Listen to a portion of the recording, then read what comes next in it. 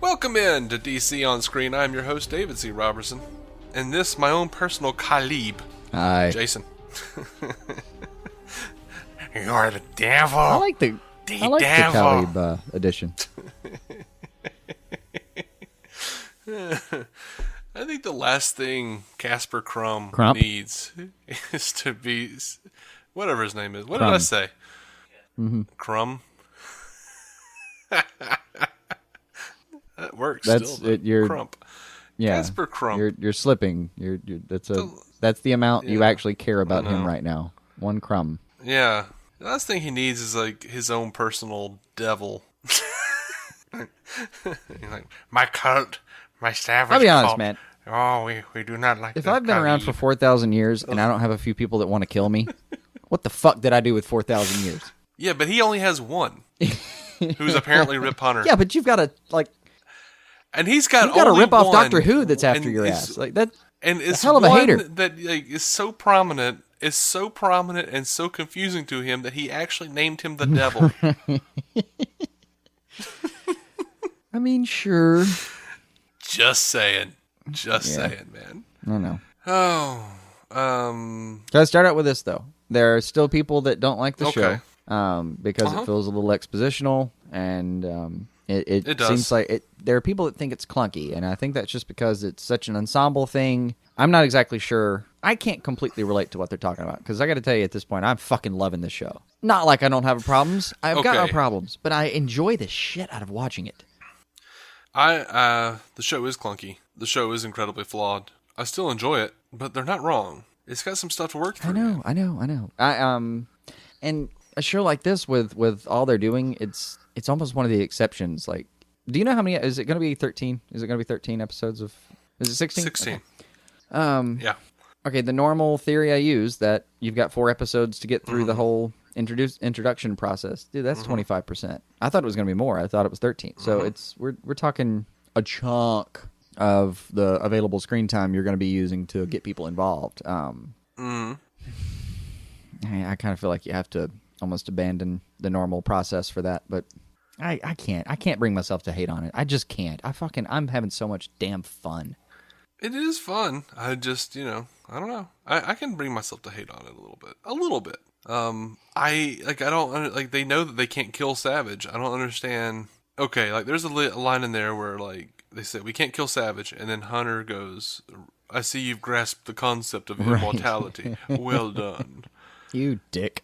And then like 25 minutes later, he's slitting Vandal Savage's throat, not grasping the concept of immortality. Yeah, I mean, yeah.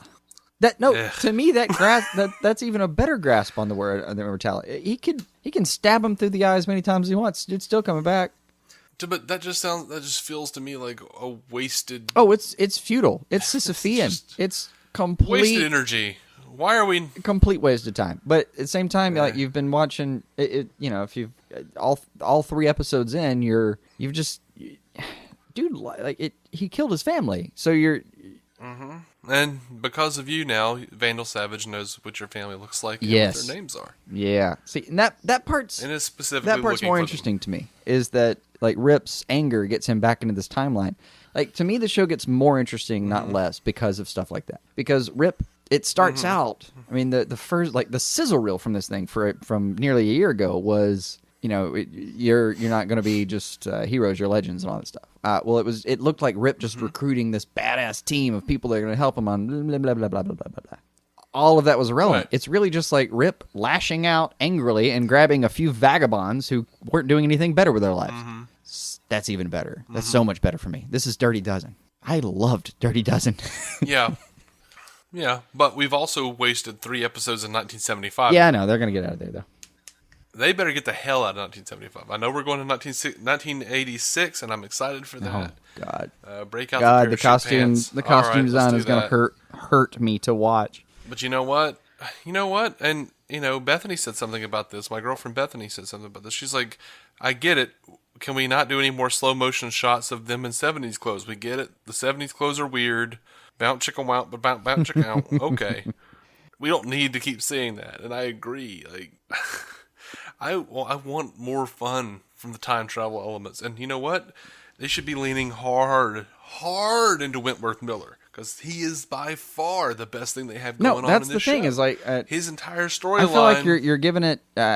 Hear me out. I feel like you're taking away something. I feel like you should be given because we're in 75 for now the third episode in a row.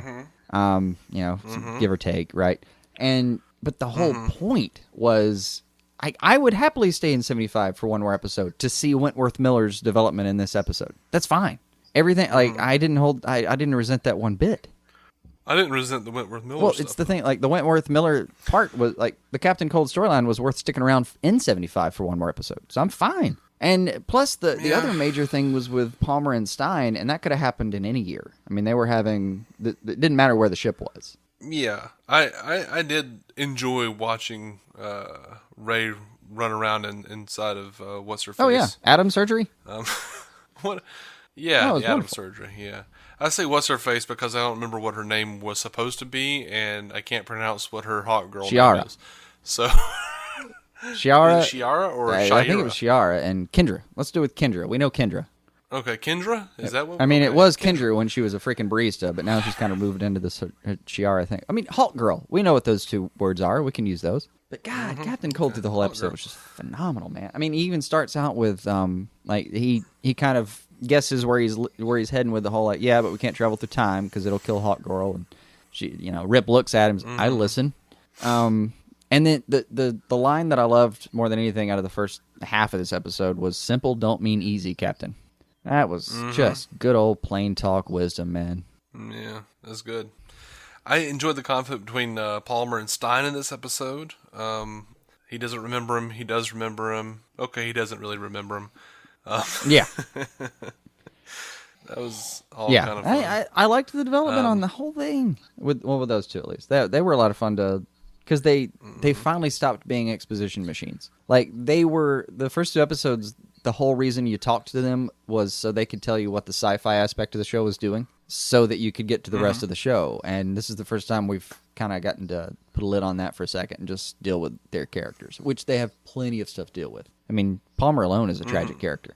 Kind of. I mean, he watched his wife die. Couldn't stop him, man. That's the whole reason he built the suit. Like, he's a Batman character. His fiance. His fiance. But, you know what? Palmer is more than anything just kind of an entitled ass. Why? I mean, he's like... He's a billionaire. But he earned the billions. And he didn't start out a billionaire. Yes, he earned the billions, and he gets to do exactly what he wants to do, making whatever he wants for the world. And he's like, "I died. You know what happened? Nothing." Like, yeah, it kind of hit me the first episode, but the more I think about it, now it's just like, oh, a teacher I had didn't remember me. Oh, I want to be remembered. Dude, you're like 30. You have time to be remembered. And if you don't, you were still like a freaking billionaire. You were Steve Jobs, for God's sake. Let's not like get carried away in legacy here. I don't know. It's just... I'm fine with that. I'm not like... But it's fine, but I'm not willing to call him a tragic character. I still kind of am, because there are certain things. It doesn't matter how much money you have if you sit there and watch someone you love die and you can't do anything about it. It doesn't fucking matter what your bank account says. Well, no. And the fact that he had all that money was almost written into his DNA, because I kind of get what you're saying about the entitled, but it's not so much that he's entitled to his money, to all that. So much so that he... But... No, he thinks he's entitled to a legacy. That's what he thinks he's entitled to. I'm not sure I'd use entitled. Like, okay, well, this character, it was about his fiance. Well, now he kind of moved past that when he got with Felicity.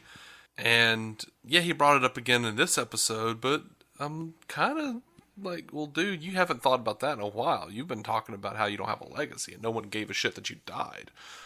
I mean, well, let's get it straight. What are you actually upset about here? I saw it as both. I really did. I think you have a pretty good life. I think I see what you're saying. It's just I saw it as both for me. It came off as both. Like, the impetus can be, Crime Alley essentially, with the addition of it, like your search for a legacy and your search to be meaningful. Coming across his billionaire, he's a playboy. He's a billionaire playboy. Like and so in one sense, it's going to be hard to like relate and sympathize with him. But at the same time, somebody that's just a dude, like, you want to be remembered. If maybe it's not that everyone kind of wants to be remembered. It doesn't have to be that you want to be in a history book. It just has to be that, you've got someone that thought you were a role model for them. Like somebody thought that you set a good example. Like that part, you don't have to include bank account numbers for that to be relatable for me. Well, I think part of my problem is that I don't necessarily buy that no one. I don't know. Like, what was the expectation of what was going to happen when he died? Like, I'm sure someone mourned his loss. I'm sure they were upset about it. They named a city in after honor. him, They changed the name in honor him because in honor. Yeah. There were people who cared about Palmer. Felicity was beside herself.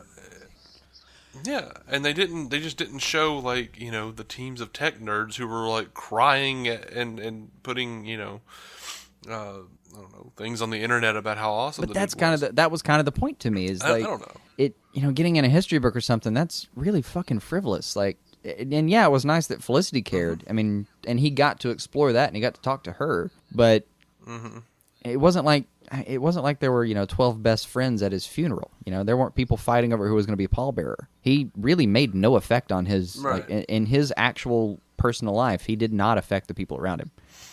He came and he went and he was a flash, and it just didn't stick. So I don't know. I can relate to him. I'm not even entitled. Seems a little too far for me because it didn't seem like he is demanding this. It's just he realizes that he didn't work hard enough to get it. That's almost how it's coming across to me. And he's more like down on himself for not putting the effort into what he thought, in retrospect, was the more meaningful aspect of life. Yeah. No. I'll have to fill out his story as it continues. Yeah, pretty much. If they keep bouncing back and forth with him, who knows? But for now, I can totally dig him. I mean, the thing that's really making it work for me is Brandon Routh. Yeah. I mean, Brandon Routh is killing it. What did you think of? Minimal role here, but what did you think of? I called him young Michael Ironside. Snart's father in the bit. I didn't feel like he was at all anything like the Snart's father that we've seen before. I thought it was a terrible miscast. Oh, he didn't look like him in one particle, but look, sound, act. Nothing. Yeah, pretty much nothing. People change. People change their demeanor over time. So we're talking about 30 years difference here. So whatever. I'll tell you though, that kid they cast looked a hell of a lot like him. The kid, what they lacked in casting on the father, they made up for on the son. Mm-hmm. And Wentworth Miller, man, as he's telling that kid to not ever let anyone, take him apart mentally or physically or whatever.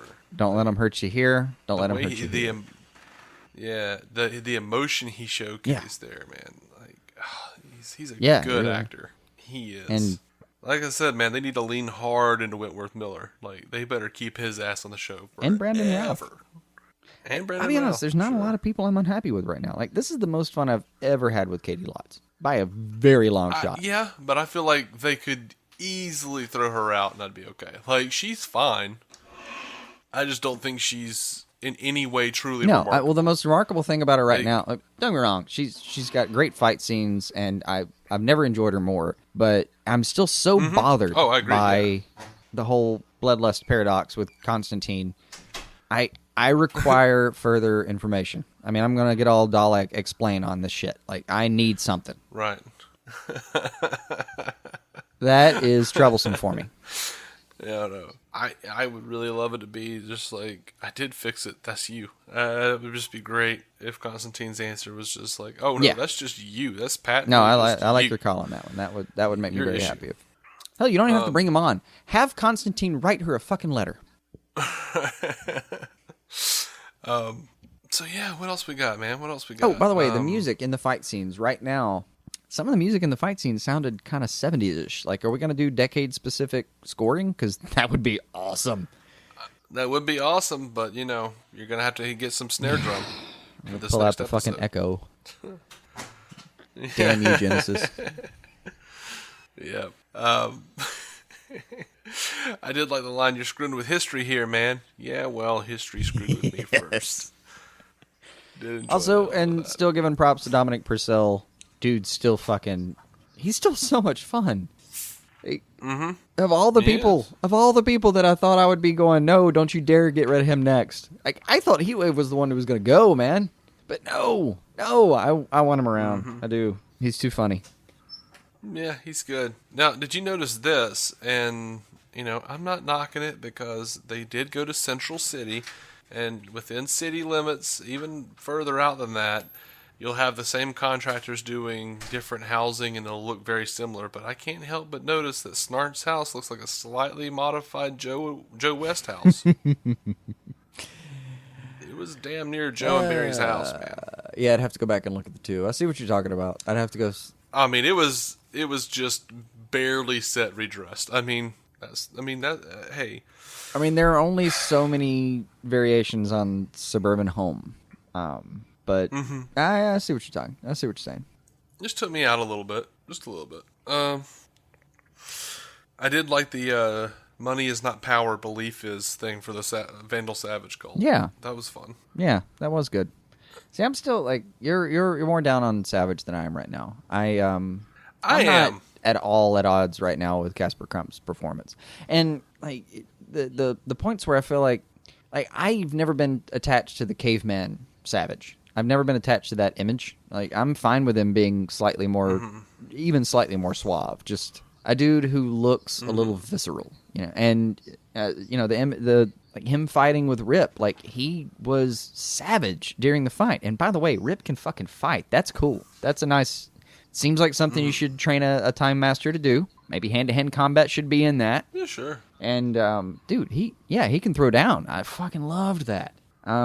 It's like, as much as this show is like Doctor Who-Assad Squad, and he pretty much is, like, he very much is just the Doctor. Like, yeah, that's a part that you never really got to see. There's only been a couple of Doctors that ever had any hand-to-hand skills whatsoever. I mean, was it like number 3, I want to say, that actually had a little bit of hand-to-hand? And Eccleston, like number 9, was just kind of a bruiser. Like, when he wanted to, he'd body check your ass. But, yeah. Introducing the fact that he can actually throw down was wonderful. But, yeah, man, going back to Savage, though, he's just, I think he is. I think he's Savage, and I like that. And even the, like, you don't like his choice of how he's talking, but so far I'm kind of digging it, because it's this amalgam of accents that's kind of unique, and I feel like it should be. Well, maybe. I don't know. I always preferred, like, sort of the deep-voiced, suave sort of Vandal Savage, who was a caveman at some point. But one of my favorite storylines from Vandal Savage ever was the bit where they think that Superman has been killed, and he's like in the far future. And after, like, Vandal Savage has destroyed the Justice League and destroyed the world, he's like come back around to the notion and become like an actual good person. And he's like, I need to send you back in time, and you need to stop me here, here, and here. And because this is just like, I really dug that version of Vandal Savage, who, like, actually lived for so long that he became a good guy. Yeah, I like that. And that'd be a wonderful thing to look forward to. I would love it if, like, at the end of the season, they did stop him. They stop him so many times and in so many ways that when you come out on the other side and go to the future, he's still around, but he has become that guy, that the force of benevolence. That would be wonderful. I could totally do that. I mean, still, I don't care about Savage a lot, so the most I've ever enjoyed him probably is like Trail of Time, like Triumvirate of Terror kind of. That's probably the most fun I've ever had with him, but I just don't. He doesn't show up too much, and when he does, it's iffy. I mean, yeah, he was okay in Final Crisis, but he's never been a character I cared about too much. So when I see him here, I'm willing to take him fresh, because as far as I'm concerned, emotionally, you've got a blank slate with me, man. Do whatever you want to do, and let's see how it goes. I don't have any. Right. I'm not gonna hold him against any standard. No. Well, I wouldn't normally hold him against a standard. Like, when I start holding against standards, when, like, the standard is actually better than what they're doing, and I'm like, what are you doing, guys? Like, the caveman aspect was always more interesting. That there was just a meteor, and especially when you consider the corruption of that meteor and the properties within that meteor led to the Lazarus pit. And Joker, if you believe Snyder. Well, whole different conversation. That was kind of a lie. That was kind of. I took that as a complete lie, pretty much. Multiple choice. A complete lie on Joker's part. Yeah. The Pale Man. It was a fun run. Anyway. We digress. I loved when they were in the middle of the cult party and Heatwave comes in and goes, "This is different. Didn't have you pegged as the eyes wide shut type." Yeah. Oh, one of my favorite lines, and again, I'm going to go back to Snart just really being one of the more dynamic characters so far. You don't ditch us, we don't ditch you. Deal? Mm-hmm. That's about as like bonded as you get with him. Yeah, I mean, you two might as well have like cut your wrists and or cut your palms and shaking hands.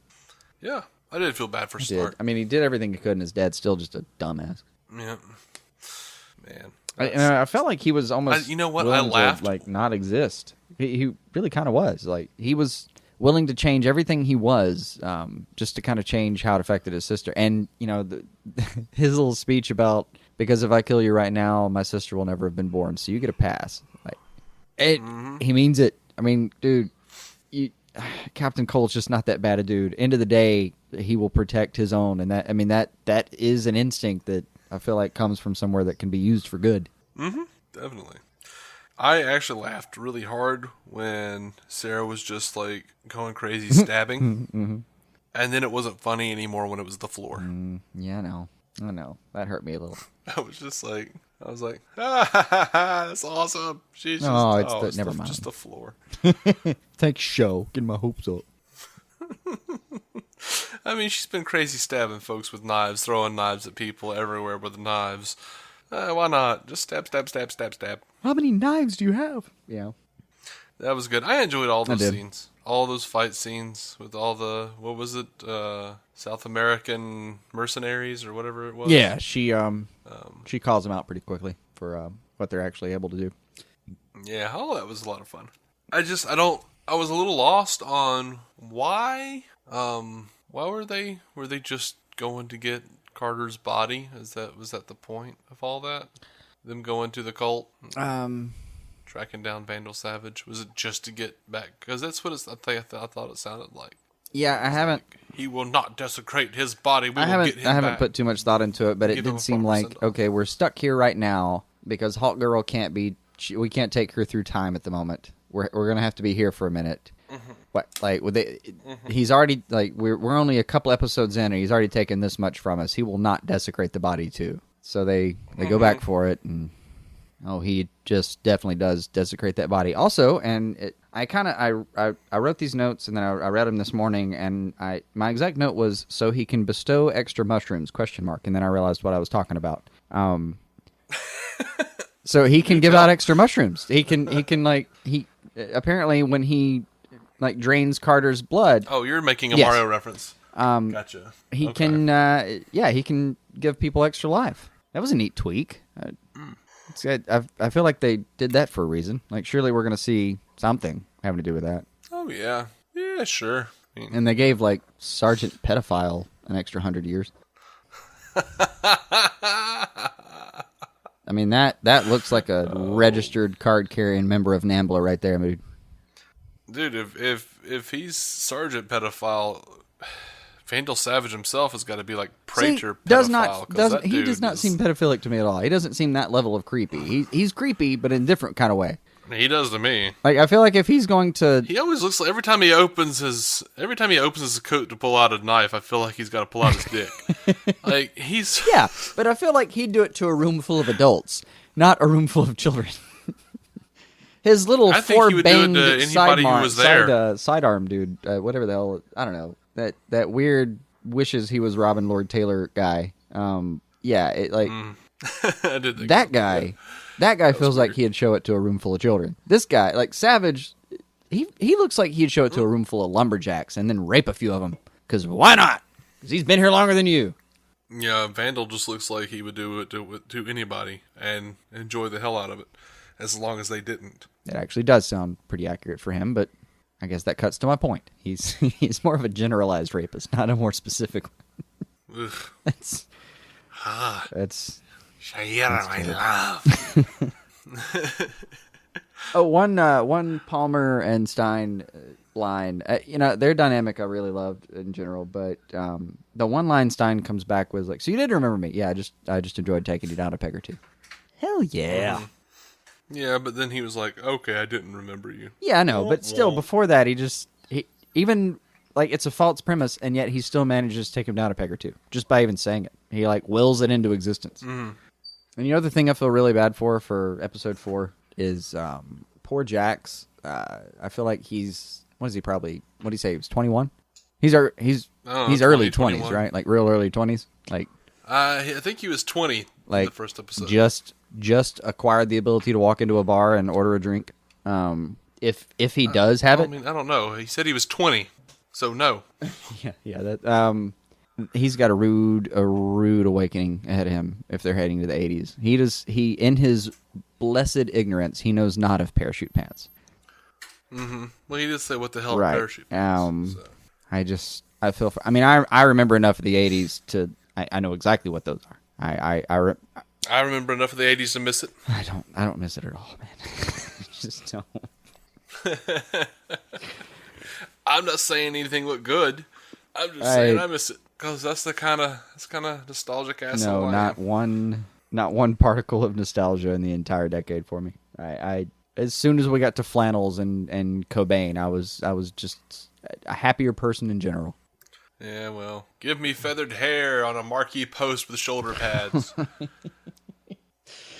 I'm sorry, man. I've understood the way I understand it is my opinion of this is entirely subjective. There's not a reason that one decade is necessarily better than the others, but man, yeah, not really. I don't know. Really thinking about it though, I might just like Night Court. I did like Night Court. I did. May have just been There's a whole slew of shows. I mean, hell. It's like, people... You know a Deep Trek? Every time I think of the 80s, I just think about Richard Mole as Bull. I think of, Dan. One of the like Deep Trek ones that I loved out of the 80s? Dear John. Little Judd Hirsch vehicle. Wow. Yeah. When's the last time you fucking heard that one talked about? That is a Deep Trek. Yeah. That one's been a damn minute. I loved that show. I did. I mean... Don't get me wrong, man. I have gone down TV Land Road as long and as far and as hard as it'll take me. Mm-hmm. But that's just it didn't.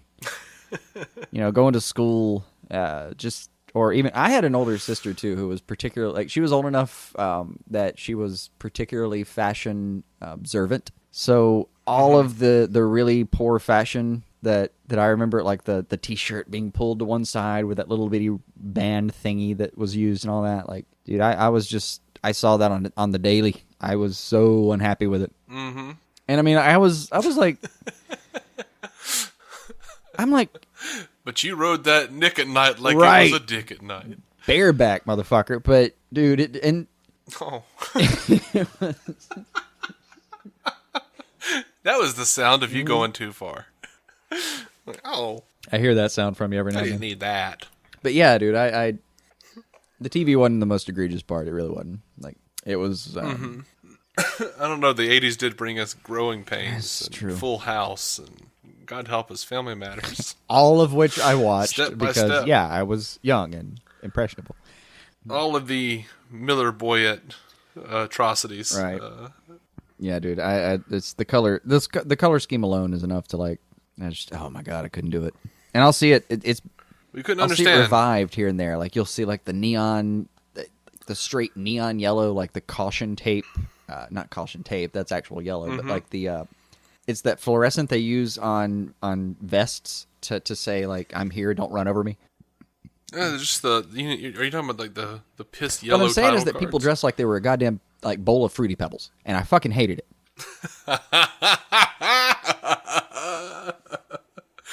I think they dressed like they were like Dannon yogurt cups or something. Like, yeah.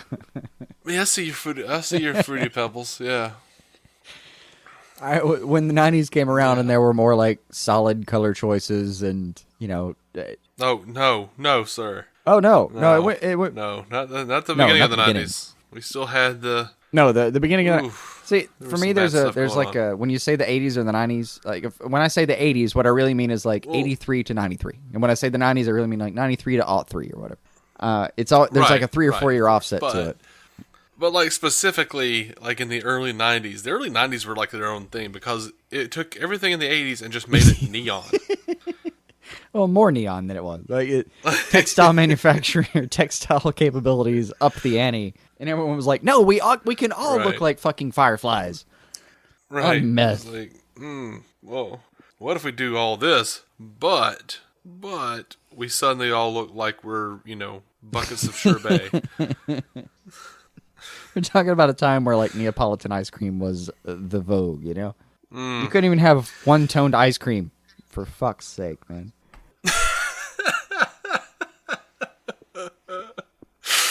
Oh my god. I'm sorry, 80s kids that disagree with me. Yeah. I know I'm not alone, though. I know that in my heart. I'm and I'll see the style come back. Like, look at NBA players' shoes. I've seen the style try to come back, and every time I see like a new pair of LeBrons or something, I'm going, "Oh my god, Nike! Please don't do this to me! Please don't do this to me!" Well, like I love some of the '80s stuff just because, like the old '80s X-Men with like John Romita Jr. written by Chris Claremont, like all that stuff, like. Dude, like Rogue and Kitty's outfits were nothing but like those like pulled to the side. Yeah, no, even the like '90s cartoon like, that's what they were doing. Well, I mean, they were doing like the straight '90s stuff. Like they had the little. I don't know, dude. Jubilee and Rogue looked very. Everyone in the '90s 80s had like when you looked at them. I thought so. No, even Gambit. But he always looked very '90s. In the '90s, everyone like all the men had like big overcoats and pouches everywhere. And the women had like all of them had like the little tiny leather jackets, and but they were doing like the neon green shit and the neon and like the yellow and whatnot. That's totally early '90s. But like going back, you see like Kitty Pryde's got like honest to God leg warmers,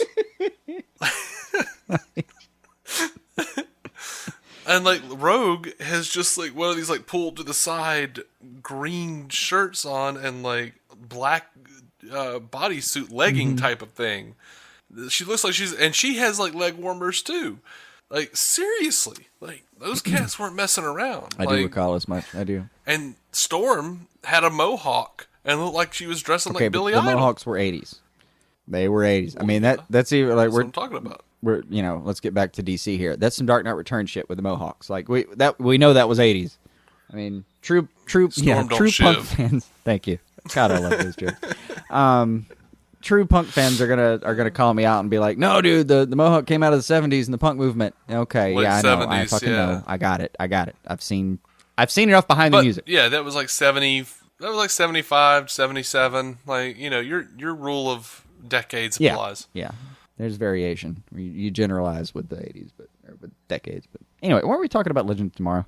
The '80s really is just about 20 years of badness. Like bleeding random over the place. If you want to decide whether you believe me about this, go back and listen to Led Zeppelin's career. And you tell me the '70s albums aren't better than the '80s albums. You tell me that with a straight face. I can't tell you that about Tom Petty and the Heartbreakers. Even Dylan got weird. That's how bad it got. Even Dylan got weird. The '80s, the '80s were a weird Clapton time hated for the us '80s all. so much he just decided to be a blues musician. Lennon basically dropped off the map the moment he realized the '80s were coming. Hey man, so we had to be fair, there were some good things in the '80s. All right, Ghostbusters. By the way, this has turned into Batwieners for this is what it's become. Sorry, Legends of Tomorrow fans, we're fucking around now. Go ahead, what you got? I don't know. Come on, for the first Revenge of the Nerds, Ghostbusters, God, Wrath of Khan. Search for Spock and Voyage Home were all in the '80s. No, Ivan Reitman and Harold Ramis and Bill Murray. That anytime those three were combined, that was an exception to my rule. But they were so early. It was like between Stripes and like Ghostbusters, it was like 82-ish. It was like 81, 83. Back to the Future. That still feels like late '70s to me. Mm-hmm.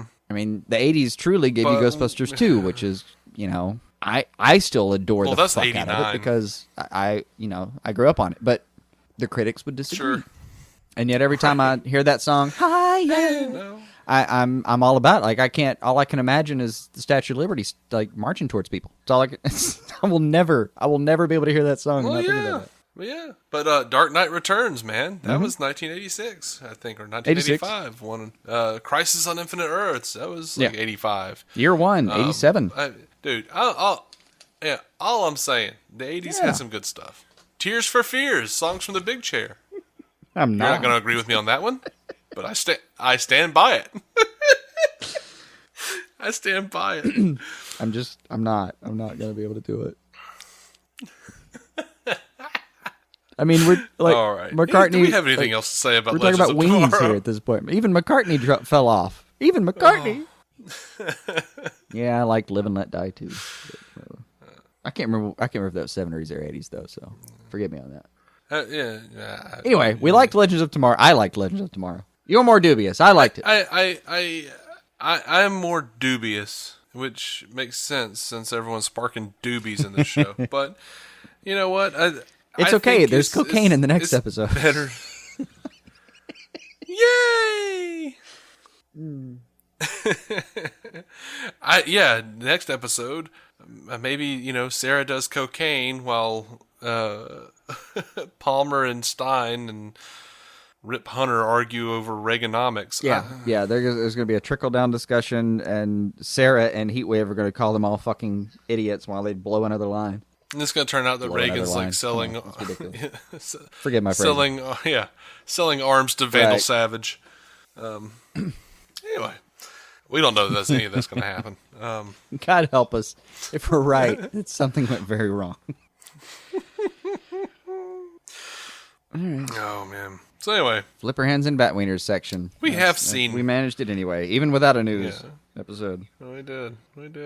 So we have seen Men of Steel die and Dark Knight's Fall, and we have still accomplished our mission. I like that line. To get through this review of Blood Ties. We are DC On Screen. You can find every episode at DCOnScreen.com. You can find us on iTunes. You can find us on Stitcher. You can find us on Twitter. You can find us on Facebook. We are everywhere. Folks. Everywhere. Anywhere you desire. But not MySpace, because... Who knows where that is anymore? No, that's over. I'm sorry. Although I do have a bunch of songs on Timberlake, MySpace. I don't even remember what they're under. If anyone finds them, good for you. Or bad for you, I'm very sorry.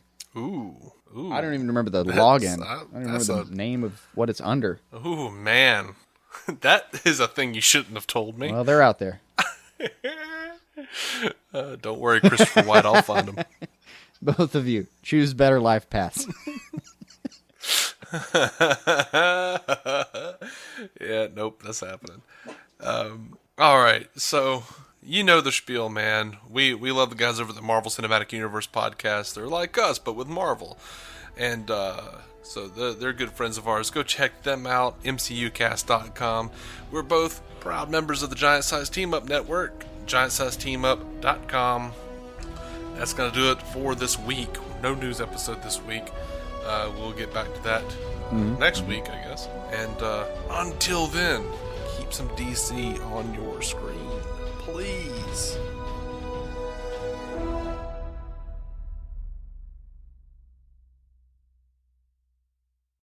Why don't more infant formula companies use organic, grass-fed whole milk instead of skim? Why don't more infant formula companies use the latest breast milk science? Why don't more infant formula companies run their own clinical trials? Why don't more infant formula companies use more of the proteins found in breast milk? Why don't more infant formula companies have their own factories instead of outsourcing their manufacturing? We wondered the same thing. So we made ByHeart, an infant formula company on a mission to get a lot closer to the most superfood on the planet, breast milk. Our patented protein blend has more of the important and most abundant proteins actually found in breast milk. We're the first and only U.S.-made formula to use organic, grass-fed whole milk, not skim.